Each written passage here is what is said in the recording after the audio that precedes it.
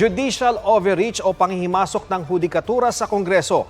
Yan ang tingin ng ilang mambabatas sa desisyon ng Korte Suprema na ibasura ang apela nila sa impeachment complaints laban kay Vice President Sara Duterte at pagtibayin ang nauna nilang pasya na unconstitutional ang articles of impeachment. May report si Sandra Aguinaldo. Unconstitutional ang articles of impeachment laban kay Vice President Sara Duterte na inihain noong 2025. Yan ang iginiit ng Supreme Court ng ibasura ang motion for reconsideration ng Kamara sa naunang desisyon na nagsasabing saklaw na ng one-year bar rule ang ikaapat na impeachment complaint laban sa bise. Sa desisyon ng Korte, kailangan ilagay ang verified impeachment complaint sa order of business sa loob ng 10 session days mula nang i-endorso. Alam daw ng Korte na sa Kamara, iba ang session day at isang calendar day. Pero ang isang session day sa konteksto raw ng impeachment proceeding ay isang literal na araw o calendar day kung kailan nagsesyon ng Kongreso. Bagay na hindi umano nangyari sa naunang 3 impeachment complaint. Sa halip, nagkaroon ng ikaapat na impeachment complaint at agad na pinagbotohan sa plenaryo kung saan nakakuha ito ng mahigit 1/3 ng mga kongresista. At inarchive ang 3 naunang reklamo.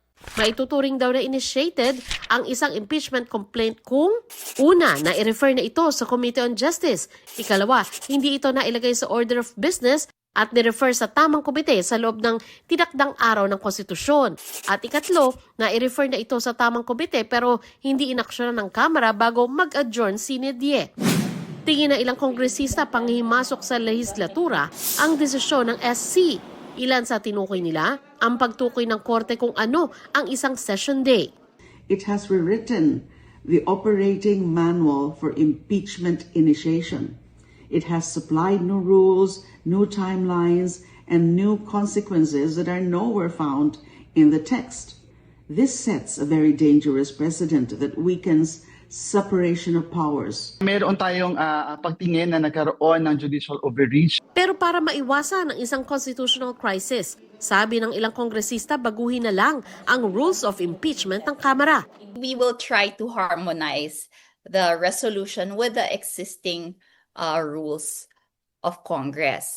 If we will be insisting on what we believe and we will not be recognizing the authority of the Supreme Court, we will be having a chaotic nation na nagkakanya-kanya ng polisiyang gusto nilang mangyari. Pinagpasalamat naman ng bise ang pagbasura ng Korte Suprema sa apela ng Kamara.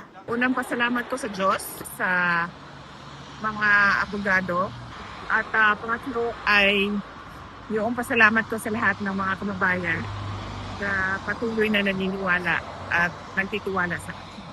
Gayunman, binanggit ng Korte Suprema na hindi nila inaabsuelto si Duterte sa mga paratang laban sa kanya. At ayon sa Korte, sa February 6 matatapos ang one-year bar. Kaya inaasahan na umano ni Duterte ang mga panibagong tangkang sampahan siya ng impeachment complaint. Bagay na nabanggit na rin na planong gawin ng Makabayan Bloc. Hindi lang ngayong taon na ito, dahil sigurado kapag hindi sila nakapag-file ngayong taon, susunod na taon at hanggang matapos ang aking termino. Sandra Aguinaldo nagbabalita para sa GMA Integrated News.